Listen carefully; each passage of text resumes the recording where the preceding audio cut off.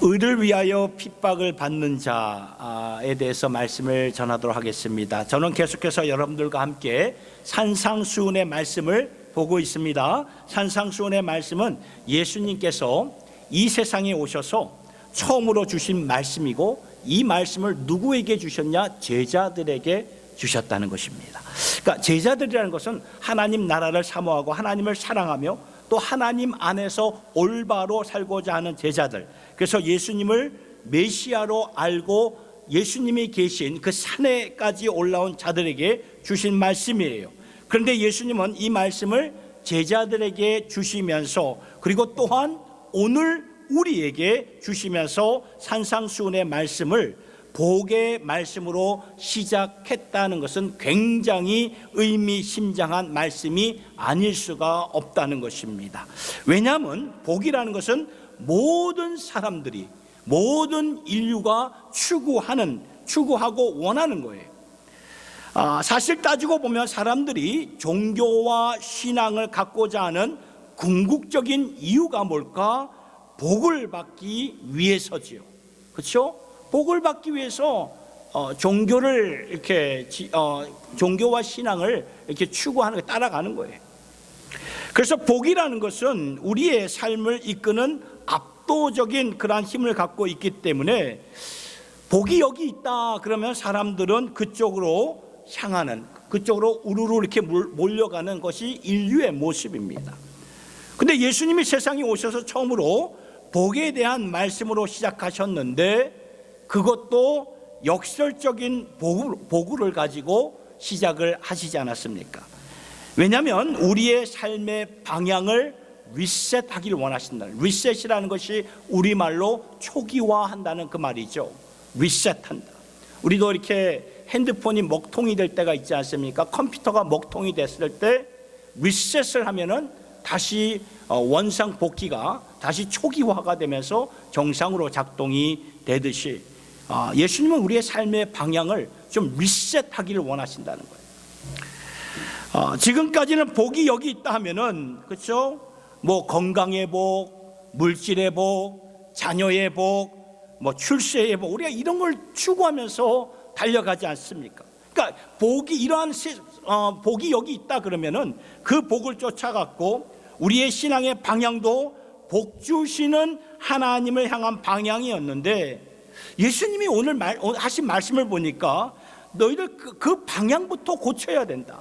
그 방향부터 고치기 위해서 우리가 가장 근본적인 그러한 소망인 복의 개념부터 새롭게 정리를 시켜주시면서 이것부터 너희들이 정리를 해야 우리의 신앙과 삶의 방향이 바뀌어질 것이다 라고 말씀은 증거하고 있는 것입니다. 그러한 의미에서 산상수훈의 말씀이 시작이 된 것이고, 그래서 교회는 세상의 소금이다, 빛이다. 교회여 일어나라. 그러니까 우리 자신을 위해서 일어나는 것이 아니라 세상을 위해서 일어나라. 하나님이 세상을 이처럼 사랑하사 누구를 주셨습니까?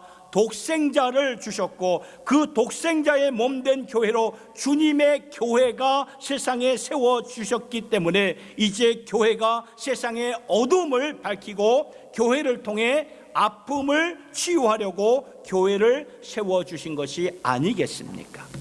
그러면 세상을 위한 교회로 우리가 반드시 일어나야 된다는 것입니다. 그러하려면 우리의 삶과 신앙의 방향이 새롭게 정리가 되어야 하는데, 그러하려면 가장 먼저 이 복의 개념부터 우리가 정리를 해 나가야 된다는 말씀입니다. 예수님이 주신 이 8복, 8가지 복에 대한 말씀은 하나같이 역설적이에요. 왜 역설적일까요? 우리가 생각하는 복의 개념과 하나님이 말씀하시는 복의 개념이 너무나 차이가 있기 때문에 역설적이라고 말하는 것입니다. 그만큼 우리가 생각했던 복의 개념은 원래 하나님이 주시려는 복의 개념에서 빗나간 거예요. 빗나가니까 우리의 신앙과 삶의 방향도 빗나가게 마련이지요. 그동안 우리가 들었던 팔복에 대한 말씀을 다시 한번 이렇게 스크린을 보면서 한번 생각해 보시기 바랍니다. 심령이 가난한 자는 복이 있다. 애통하는 자는 복이 있다. 온유한 자는 복이 있다. 의에 줄이고 목마른 자는 복이 있다. 긍휼히 여기는 자는 복이 있다. 마음이 청결케 하는 자는 복이 있다. 화평케 하는 자는 복이 있다. 여러분, 이러한 복들이 오늘의 세상이 추구하는 그러한 복입니까? 여기 지금 나와 있는 이러한 복들이 오늘의 세상이 추구하는 복입니까? 절대로 아니죠. 그래서 역설적이라고 말하는 것입니다. 그래서 하나님의 마음에서부터 우리의 마음이 얼마나 떨어져 있는가를 알려주시고 깨닫게 해주시는 말씀이 되는 것이지요. 오늘 본문으로 보는 8번째 복에 대한 말씀은 앞에 있었던 복에 대한 가르침보다 더 역설적이고, 아니 역설을 넘어서 이거는 충격이에요. 임팩트한 그런 충격적인 말씀이에요. 왜 충격입니까? 말씀을 보니까 의를 위하여 핍박받는 자는 복이 있도다. 세상에 이런 복이 어디 있어요? 그렇죠? 세상에 눈을 씻고 봐도 이런 복이 어디 있습니까? 의를 위하여 핍박을 받는 자는 복이 있다. 이걸 복이라고 말하는 자가 어디 있어요? 그런데 예수님은 명확하게 말씀을 하셨습니다. 이게 복이야. 의를 위하여 핍박을 받는 자, 이게 복이다. 구체적으로 말씀하시기를 의는 누구를 가리키는 거예요? 여기서 의는 누구를 가리키는 것입니까? 하나님의 의를 가리키는 것입니다. 하나님의 의, 그러니까 하나님이 옳다고 하시고 바르다고 하시고 먼저 찾으라고 하시는 것인데, 잠언 말씀을 보면은 마음에 새기는 것은 생명의 길, 지혜의 길은 여기에 있고 어리석은 길, 죽음의 길은 여기에 있다. 그러니까 구별된 하나님의 말씀과 가르침을 보여준 그런 말씀이죠. 이것이 하나님이 말씀하시는 의예요, 의. 그런데 이 모든 하나님의 의를 한마디로 우리가 표현을 한다면 그 의는 바로 누구를 가리키냐면 바로 예수 그리스도를 가리키는 거예요. 그래서 10절, 우리가 함께 읽은 10절의 말씀을 보세요. 이 말씀을 보면은 의를 위하여 핍박을 받는 자는 복이 있다고 말씀을 하셨는데, 그 다음 9절 곧바로 11절의 말씀을 보니까 나를 인하여, 그러니까 예수인 나를 위하여 너희를 욕하고 핍박하고 거짓으로 너희를 거스려 모든 악한 말을 할 때에는 너희에게 뭐가 있다고 말하죠? 복이 있다고 말을 하죠. 복이 있다. 그러니까 의를 위하여 핍박을 받는 것, 즉 예수를 위하여 핍박을 받는 것, 똑같은 말이에요. 그러니까 정리하면 하나님의 의는 누구를 가리키는 것입니까? 누구를 가리키는 거죠? 하나님의 의는 누구를 가리키는 거죠? 예수님을 가리키는 거예요. 예수 그리스도. 그러니까 우리가 예수를 믿고 예수를 따르면서 예수님 때문에 핍박을 받고 예수님 때문에 손해를 당하고 예수님 때문에 아픔을 체험하게 될 때 이것이 복이 된다는 거예요. 여러분, 이게 이해가 되시나요? 여러분, 성경을 보면 우리의 믿음 때문에, 예수님 때문에 당하는 어려움과 핍박에 대해서 많은 말씀들이 곳곳에 이렇게 나와 있어요. 그 핍박을 받으면 이게 복이라는 그런 말씀들이요. 대표적으로 몇 군데, 세 구절의 구절을 좀 보겠는데요. 첫째는 요한복음 15장 20절에 이런 말씀이 있습니다. 같이 한번 읽어볼까요? 시작. 내가 너희더러 종이 주인보다 더 크지 못하다 한 말을 기억하라. 사람들이 나를 핍박하였은즉 너희도 핍박할 터이요, 내 말을 지켰은즉 너희 말도 지킬 것이라. 여기서 예수님이 명확하게 설명을 하시죠. 세상이 나를 핍박했다. 세상이 주님을 따르고 사랑하는 자들도 있어요. 그러나 그들은 굉장히 소수예요. 많은 경우에 세상은 주님을 싫어하고 배척하고 핍박하고 마침내 십자가에 달려 죽여버렸죠. 그러면 세상이 나 예수를 핍박했으면 나를 따르는 너희들도 핍박당하는 것은 당연한 것이다. 그 말씀을 주시는 거예요. 빌립보서 1장 29절의 말씀 같이 한번 읽어보도록 하겠습니다. 시작. 그리스도를 위하여 너희에게 은혜를 주신 것은 다만 그를 믿을 뿐 아니라 또한 그를 위하여 고난도 받게 하심이라. 여기서 사도 바울이 한 말인데요, 무슨 말을 하고 있냐 하면은 너희들이 예수를 믿었을 뿐만 아니라 예수를 위해 고난받는 것은 하나님께서 허락하신 특권이고 은혜다라는 것을 말하고 있는 거예요. 그러니까 여러분, 고난이 임할 때, 삶 속에 고난이 임하잖아요. 아, 이게 하나님의 특권이구나, 하나님의 은혜구나, 생각이 달라지고 마음이 달라져요. 여러분, 우리가 그렇게 생각 안 해요. 아, 왜 내게 고난이 오지? 이렇게 우리는 불평하고 원망을 하잖아요. 내가 하나님께로부터 받은 은혜 중에 하나가 그 은혜로 예수를 믿게 되었는데, 같은 은혜로 예수를 위해 고난도 받게 되었다, 그 말이에요, 이 말씀이. 즉, 고난을 통해 예수님의 아픔과 고난에 참여할 수 있는 특권이 주어졌다는 말씀이지요. 또 한 구절 보겠습니다. 디모데후서 3장 12절의 말씀 같이 읽겠습니다. 시작. 무릇 그리스도 예수 안에서 경건하게 살고자 하는 자는 핍박을 받으리라. 보셨나요? 그러니까 무릇 예수 안에서 경건하게 살고자 하는 자, 그러니까 세상의 가치관과 하나님 나라의 예수님의 가치관이 어떻게 되는 것입니까? 대립이 된다는 거예요. 상충이 된다는 거예요. 물과 기름처럼 상충이 돼요. 섞일 수가 없어요. 그러니까 핍박을 받는 것은 당연한 것이라고 말씀은 증거하죠. 이것을 가리켜서 예수님이 이게 복이다 라고 말씀하신 거예요. 구체적으로 무슨 복입니까? 천국이 저희 것입니다. 천국을 소유한 자들이 될 것이다. 이 말을 실제적으로 표현한다면 천국을 세상에 보일 수 있는 자들이 된다, 그 말이에요. 저는 이번에 산상수훈 말씀 가운데 특별히 팔복의 8가지의 말씀을 여러분들과 함께 나누면서 이 말씀이 그냥 우리 자신에게만 적용하는 말씀으로 받지 마시고, 이 말씀을 가지고 세상의 어떠한 교회가 우리잖아요. 교회가 나 자신이잖아요. 우리가 이 교회로서 어떻게 서가야 될까? 오늘 8번째 복에 대한 말씀, 우리가 가슴 깊이 새길 수 있어야 된다는 것입니다. 이렇게 예수를 위해서 핍박을 받을 각오로 우리가 살아가야 된다는 거예요. 그러면 세상 사람들은 우리를 보고, 야, 저들은 천국을 소유한 자들이구나 라고 인정을 하게 된다는 거예요. 왜냐하면 세상 사람들과 다르거든요.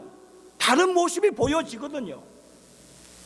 근데 이게 안 보여요. 우리 크리스천들이 세상에 나가서 사는데 이런 모습이 안 보여져요.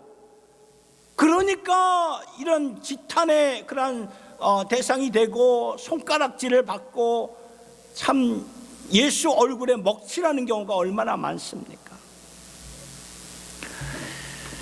여러분, 이 팔복의 말씀과 연결되는 다음 구절은 13절, 14절, 15절, 16절인데 이 말씀을 보면 그 말씀이 이거예요. 너희는 세상의 소금이 되어라. 너희는 세상의 빛이 되어라. 이 말씀을 주신 것은 팔복의 8가지의 복의 말씀을 통해 우리가 어떠한 모습으로 서야 되고 어떠한 복을 갖고 서야 되는 것이 세상과 커넥션이 연결이 되었다는 그 말씀이라는 것입니다.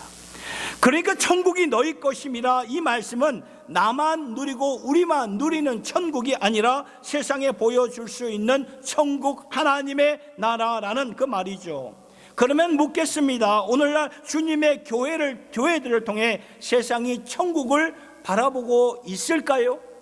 오늘날 주님의 몸된 교회를 통해 천국의 영광을 세상 사람들이 지금 보고 있을까요? 아닌 것 같아요. 생각해도 아닌 것 같아요. 아니, 세상은 둘째치고 우리 자녀들조차 못 봐요. 오늘날 우리 자녀들이 교회를 떠나고 있는 거 아시나요? 신앙을 떠나고 가나안 성도들이 되고, 가나안이 거꾸로 하면 안 나가요. 안 나가. 가나안 안 나가 성도들이 되고, 교회를 멀리하는 모습은 먼저 믿은 부모 세대인 우리들에게서 천국의 그러한 영성, 천국의 그 모습을 삶에서 보여주지 못했기 때문에 그렇다는 거예요. 그 나라의 영광과 능력, 하나님의 나라를 보지 못했기 때문에 오늘 우리의 자녀들이 교회를 떠나고 멀리하고 안 나간다는 거예요. 심각한 문제가 아닐 수가 없어요. 만일 우리의 자녀들이 천국을 보았다면, 부모 세대인 우리를 통해서 천국을 보았다면 떠나라고 해도 절대로 안 떠나지요. 어떻게 교회를 떠납니까? 어떻게 주님을 떠나고 신앙을 버리겠습니까? 이 세상에서 절대로 찾을 수 없는 하나님의 나라를 보았는데 어떻게 떠날 수가 있겠냐, 이 말이에요. 그런데 안타깝게도, 정말 안타깝게도 오늘의 현실은 우리의 자녀들이 교회를 떠나요. 그러면 우리는 물어야 됩니다. 왜? 우리는 천국을 소유한 자들이잖아요. 그렇잖아요. 천국을 소유한 자들인데 삶의 영역에서 천국을 보이지 못하는, 왜 못 보이는 것일까? 잘 생각해보면 답은 오늘 말씀에 있는 거예요. 오늘 말씀은 뭐라고 증거합니까? 의를 위하여 핍박을 받는 자가 되어라, 그 말이에요. 예수를 위하여 핍박을 받는 자가 되어라. 그런 모습을 우리 자녀들이, 우리 부모 세대를 보면 와, 놀래, 굉장히 임팩트를 느끼는 거예요. 충격을 받는 거예요. 우리 부모가 전에는 저렇게 안 했는데 달라졌네. 아이들이, 자녀들이 말은 안 해도 깨닫는 거 다 알아요. 바뀌어진 부모의 모습이 보여진다는 말이에요. 이렇게 해야 천국이 너희 것임이라. 그런데 우리가 오늘 이렇게 살고 있지 않습니다. 저부터도 이렇게 살고 있지 않아요. 오늘 현대 교회들이 찾고 있는 복음 핍박이 아닙니다. 핍박은 아예 피하려고 해요. 멀리하려고 합니다. 오늘 우리가 찾는 것은 뭐예요? 번영이고 성공입니다. 그러니까 예수 믿고 성공하자, 예수 믿고 잘 살자. 이게 뭔지 아십니까? 세속적인 신앙이에요. 잘못된 신앙이라는 것입니다. 오늘날 현대 교회의 흐름을 공부하며 연구하는 이 신학 교수님들, 그리고 선교 단체에서 리서치하는 그러한 분들이 공통적으로 말하는 것은 오늘날 전 세계 어디를 가도, 어디를 막론하고 가장 빨리 성장하는 그러한 교회는 번영 신앙을 가르치고 추구하는 교회라고 말을 하더라고요. 그러니까 오늘 현대 교회들이 압도적으로 추구하는 것이 오늘 우리가 함께 보았던 본문의 말씀 8번째 복의 말씀과는 완전히 거리가 먼, 상충되는 그런 모습이 아닙니까? 여러분, 오해하지 마세요. 성경을 보면 하나님이 우리에게 때때로 번영도 주시고 세상의 축복도 주십니다. 믿음의 선진들에게도 그러한 번영과 축복을 주셨어요. 그런데 그것이 스탠다드가 아니라는 거예요. 그게 기준이 아니라는 그 말이에요. 이걸 기준으로 삼으니까 우리가 잘못된 길로 가는 거예요. 그게 기준이 아니에요. 하나님께서 축복과 번영과 성공을 주셨으면 그걸 깨닫고, 모든 것이 하나님께로부터 나왔구나 라는 것을 깨닫게 되면 하나님의 나라를 위해서, 선한 일을 위해서 주신 것이고 축복의 통로라고 주신 것인데, 우리가 우리의 모습을 보면 그렇게 살지 않는 것 같아요. 그렇게 살지 않고 그냥 내 방식대로, 내 생각대로, 내 계산대로 살아가는 경우가 많지 않습니까? 그러다 보면 우리는 점점 번영과 성공이 신앙의 기준이 되고 복의 기준이 된다는 그 말이에요. 이렇게 되면은 무슨 현상이 나타나는지 아십니까? 구약시대에서 너무나 잘 우리에게 말해주는데, 구약시대에 활동했던 선지자들 가운데 아모스 선지자, 미가 선지자, 이사야 선지자, 호세야 선지자, 이들이 활동했던 때는 가장 이스라엘 나라가 번영했던 때였습니다. 그런데 아이러니하게도 가장 번영했을 때, 가장 하나님을 떠났던 때가 이 선지자들이 활동했던 그때예요.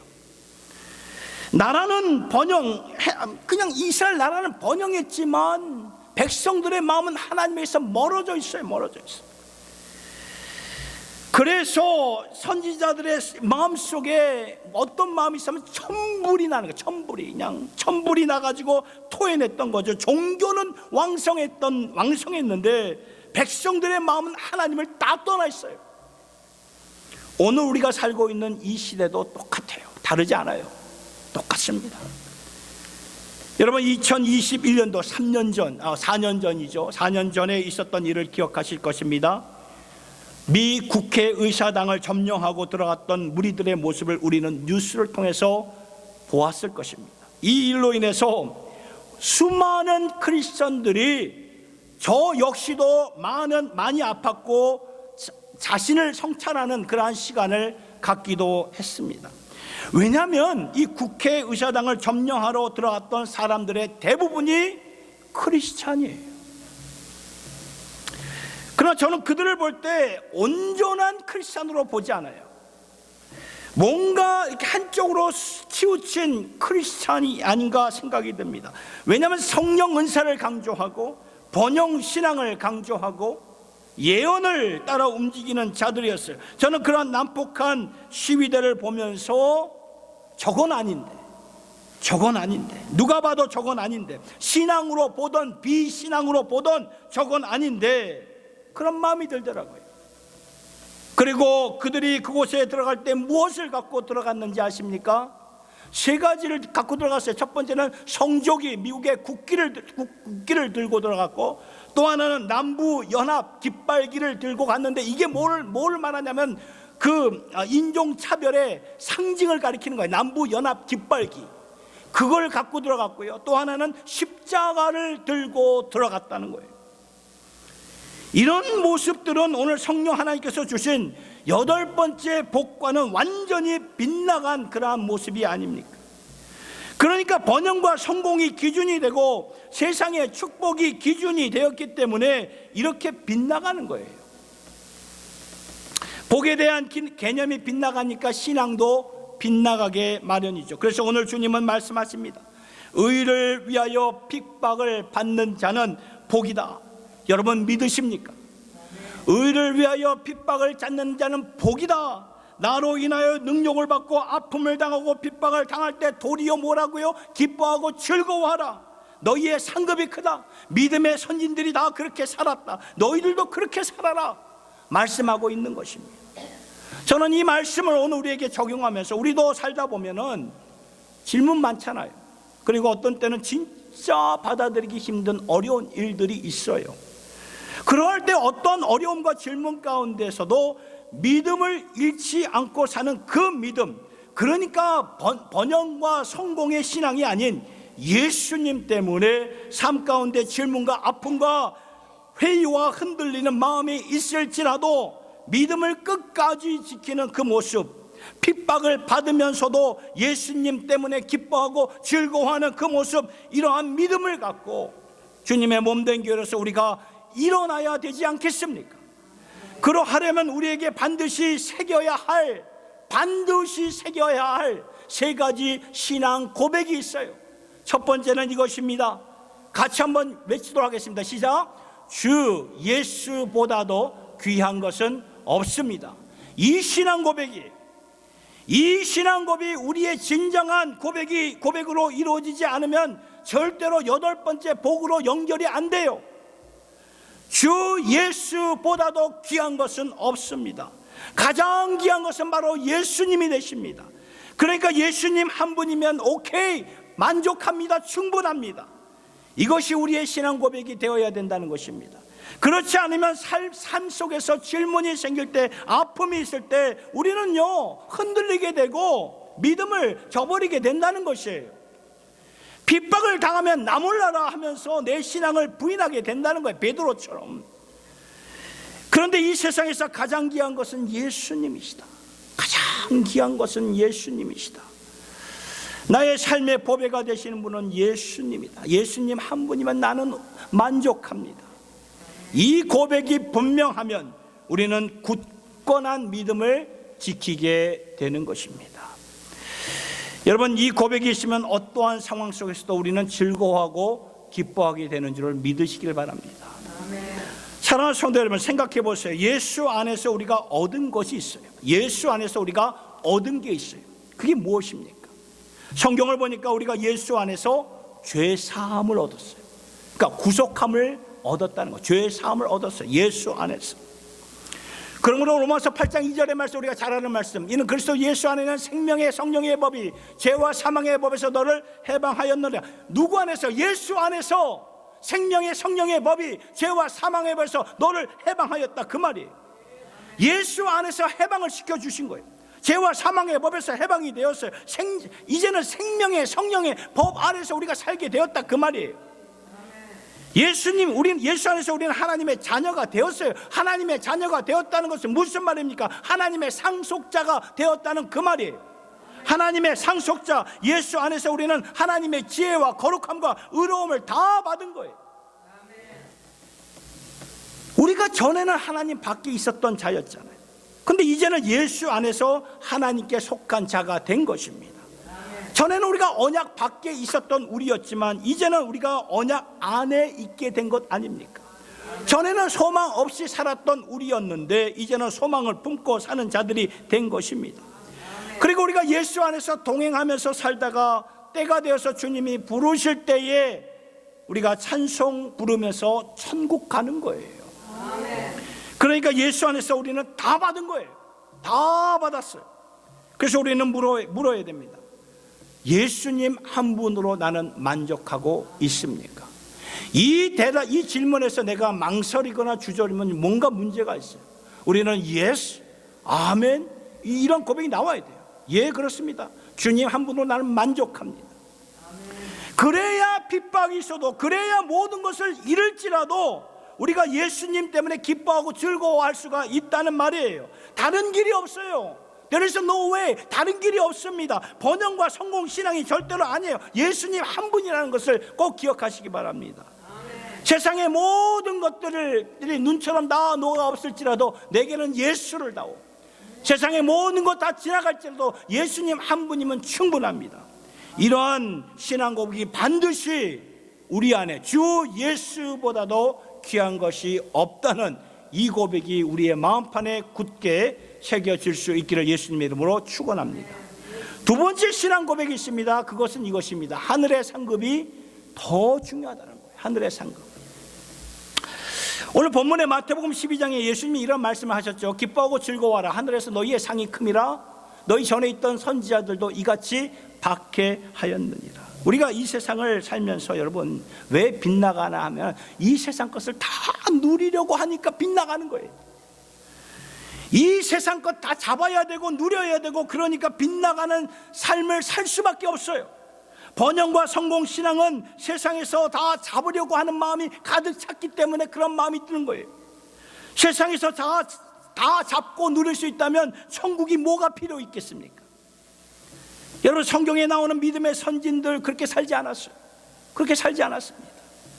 모세를 보니까 그 당시 애굽의 부요함과 부귀영화를, 애굽의 왕자였잖아요. 모든 것을 가진 자였지만 모든 부귀영화를 과감하게 버렸어요.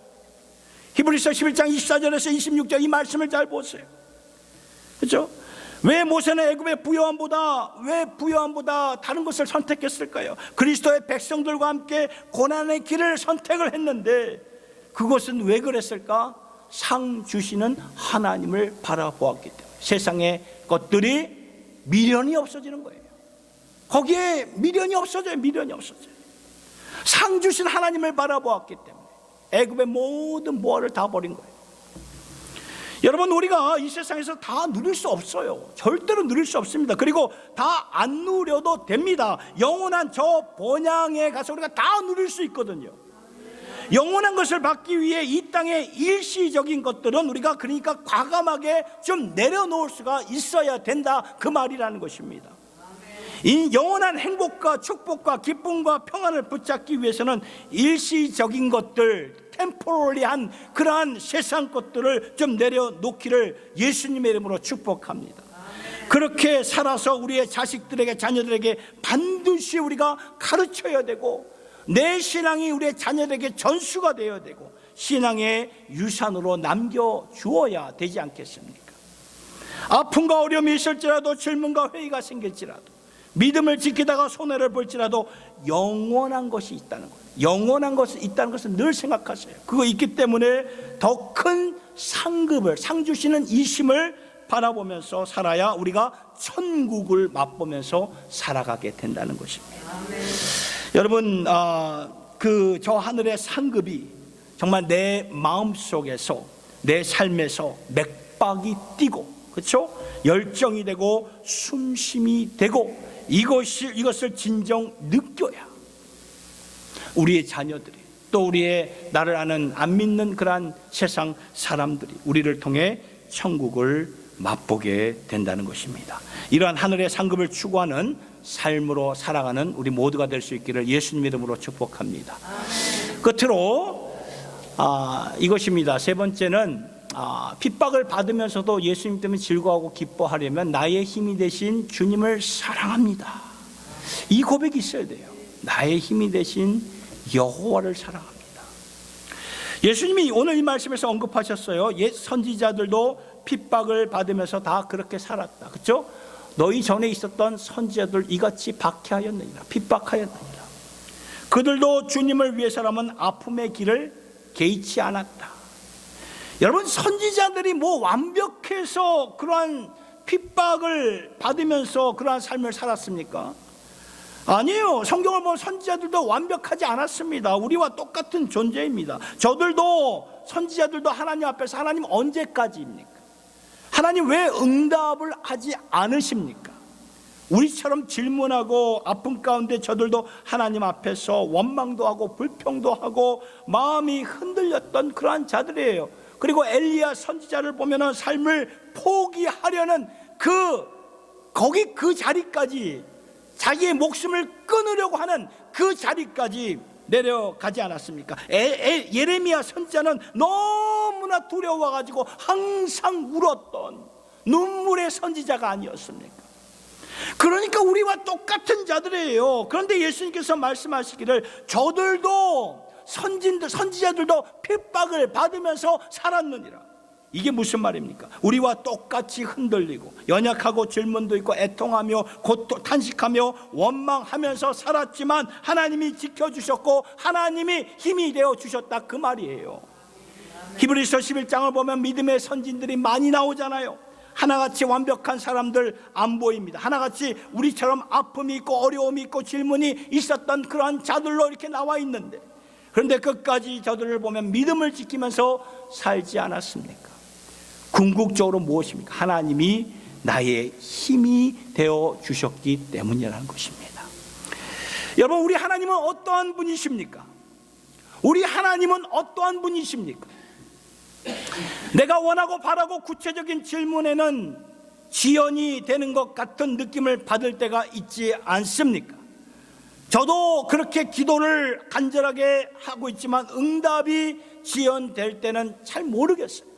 잘 모르지만 한 가지 분명한 사실은 하나님이 이 세상에 육신의 몸을 입고 이 땅에 오셨다는 것이 한 가지 분명한 사실이라는 것입니다. 육신의 몸을 입고 오셨다는 것은 뭘 의미하는 것입니까? 우리의 아픔을 친히 경험해 주시기 위해서인가 아닙니까? 우리와 함께 애통해 주시기 위해서 육신의 몸을 입고 오신 거예요. 우리의 아픔을 친히 경험해 주시기 위해서. 그렇죠? 그래서 공생에 사역하시면서 예수님이 그들과 함께, 성도들과 함께 우셨잖아요. 애통해 하셨잖아요. 그리고 예수님 자신에게도 이해할 수 없는 질문이 있었어요. 아버지 십자가 상에서 아버지 왜 나를 버리십니까? 아버지 하나님 왜 나를 버리십니까? 이건 신학적으로 어떻게 해석할 수가 없는, 그러나 적어도 그 순간만큼은 아버지 왜 나를 버리십니까? 아들도 아버지께 질문을 했던 그 자리까지 가신 거예요. 우리가 똑같이 느끼는 그 자리까지 가셨다, 그 말씀이라는 거예요. 그리고 결국에는 십자가에 못 박혀 죽으시지 않았습니까? 자신이 해결책이 되신 거죠. 아버지께 그대로 순종한 거예요. 이해가 안 될지라도 순종한 거예요. 100% 순종하신 거예요. 사랑하는 성도 여러분, 우리의 구체적인 인생의 질문은 여전히 질문이에요. 퀘션이지만 궁극적이고 포괄적인 면에서는 대답이 되어 주셨다는 것입니다. 그것은 무엇입니까? 죄로 말미암아 탄식하는 이 세상을 위해 십자가에 달려 죽으셨고 구속함을 이루셨고 다시 살아나신 우리 주 예수 그리스도가 되신 거예요. 그러니까 궁극적인 면에서 명확한 대답을 주셨고, 그러나 구체적인 개개인의 기도의 응답에 대해서는 아직도 퀘션인 그러한 기도가 저와 여러분들에게 다 있습니다. 그러나 그러한 가운데 우리와 함께 동행하시며 같이 아파하시며 애통해 하신 우리 주님, 이 주님을 우리가 깊이 묵상할 때 우리는 새 힘을 공급받게 되고 큰 위로를 받게 된다는 것이죠. 시편 기자는 그 많고 많은 아픔과 질문과 애통함 가운데서도 나의 힘이 되신 여호와여, 내가 주님을 사랑합니다, 이러한 위대한 고백을 했듯이 오늘 우리도 이러한 위대한 고백으로 삶의 역경 속에 이러한 고백으로 이겨나갈 수 있기를 바랍니다. 왜냐하면 여기에 새 힘이 있기 때문입니다. 왜냐하면 여기에 세상이 알 수 없고 줄 수 없는 그런 위로가 여기에 있기 때문이에요. 사랑하는 성도 여러분, 오늘 우리의 삶이 좀 거룩한 리셋을 좀 하시기 바랍니다. 거룩한 초기화를 좀 우리가 해야 돼요, 삶에서. 지금까지는 우리는 알게 모르게 번영과 성공의 그 신앙을 추구하며 살아왔던 그러한 우리의 신앙의 모습은 아니었습니까? 그런데 예수님은 분명하게 아니다라고 말해요. 번영, 성공의 신앙 아니다라고 분명히 말씀하셨어요. 기준은 이것이다. 의를 위하여 핍박을 받을 수 있어야 된다. 주님을 위해서라면 핍박도 감당할 수 있어야 한다. 도리어 기뻐하고 즐거워하여라. 어떻게 해요? 나의 모든 것 대신 주 예수보다도 귀한 것이 없습니다. 이 한 주간도 우리의 중심은 예수님 한 분으로 충분합니다. 만족합니다. 감사합니다. 이러한 마음을 가지고 저 본향을 우리가 바라보시면서 나의 힘이 되신 여호와여, 내가 주님을 사랑합니다, 이러한 고백으로 우리가 살아가는 우리 모두가 될 수 있기를 예수님의 이름으로 축원합니다. 우리 이 시간 말씀을 생각하면서 나의 힘이 되신 여호와여, 우리 찬양 부르도록 하겠습니다. 나의 힘이 되신 여호와여, 내가 주님을 사랑합니다. 주는 나의 반석이시며 나의 요새시라. 주는 나를 건지시는 나의 주, 나의 하나님, 나의 피할 바위시요, 나의 방패시라.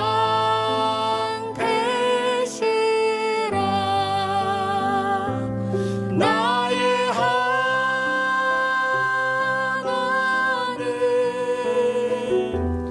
나의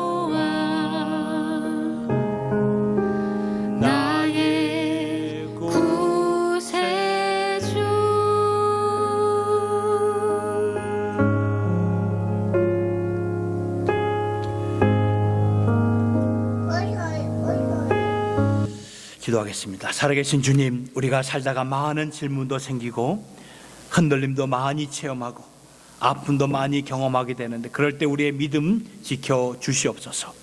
그래야 세상 사람들이 여기에 소망이 있다고 하지 않겠습니까? 아버지, 우리가 천국을 소유한 하나님의 백성들로서 천국의 능력을 세상에 보일 수 있어야 하는데, 너무나도 세상 사람들과 똑같이 살려고 합니다. 우리의 빗나간 생각을 바로 잡아주시고 빗나간 복의 개념을 고쳐주시옵소서. 주님을 위해서라면 핍박도 마다하지 않게 하여 주시옵소서. 아픔과 질문 가운데 믿음을 지키게 하여 주시옵소서. 예수님 때문에 핍박을 받는 가운데 도리어 기뻐하고 즐거워하는 저희들 되기를 원합니다. 천국 백성들처럼 살기를 원합니다. 오늘도 하나님 나라를 찾고 있는 세상을 향해 여기에 그 천국이 있다고 말해줄 수 있고 보여줄 수 있는 저희들의 삶이 되게 하여 주시옵소서. 그리고 우리 안에 진정한 신앙 고백, 예수님 한 분이면 충분합니다, 이러한 신앙 고백 가운데 하늘의 상급을 바라보면서 나의 힘이 되신 여호와여, 내가 주님을 사랑합니다, 사랑합니다, 이것이 우리의 분분초초마다 우리의 신앙의 중심이 되게 하여 주시옵소서. 감사합니다, 사랑합니다, 찬양합니다. 날 위해 십자가 지신 우리 주 예수님의 이름으로 기도드리옵나이다. 아멘.